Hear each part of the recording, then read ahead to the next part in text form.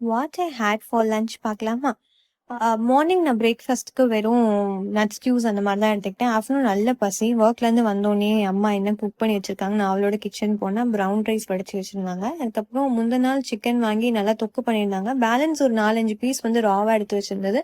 அதை வந்து குழம்பு மாதிரி தாளிச்சு விட்டாங்க. அப்புறம் பீன்ஸ் கேரட் வச்சு ஒரு சின்ன பொரியல் மாதிரி பண்ணியிருந்தாங்க. ஃபைபருக்கு கண்டிப்பாக நான் காய் எடுத்துப்பேன் அதுக்காக. அண்ட் என் ஃபேவரட்டும் கூட. கூட வந்து அன்னைக்கு கொஞ்சம் சிக்கன் பக்கோடா கிரேவிங்ஸ் இருந்தது. கிரேவிங்ஸ் எதுக்கு வேஸ்ட் பண்ணுவானேன்ட்டு சிக்கன் பக்கோடாவும் ஆர்டர் பண்ணிட்டேன். இப்போ அசம்பிள் பண்ணிக்கலான்ட்டு தட்டில் வந்து சாதம் போட்டுட்ருக்கேன். நல்லா ப்ரௌன் ரைஸ் ஒரு 3 கரண்டி எடுத்து வச்சுட்டு அண்ட் சிக்கன் பீசஸ் வந்து அசம்பிள் பண்ணலான்னு சிக்கன் பீஸ் எடுத்து வச்சுட்டு இருந்தேன். அது ஃபோனை வச்சுட்டு இதையும் என்னால் ஹேண்டில் பண்ண முடியல. இதுக்கு மேலே எதையாவது போட்டு கொட்டிடுவோம்னு சொல்லிட்டு எல்லாத்தையும் தனித்தனியாக எடுத்துகிட்டு வந்து என்னோட இடத்துல வந்து உட்காந்துட்டு பொறுமையாக குழம்பெல்லாம் ஊற்றிட்டு இருந்தேன்.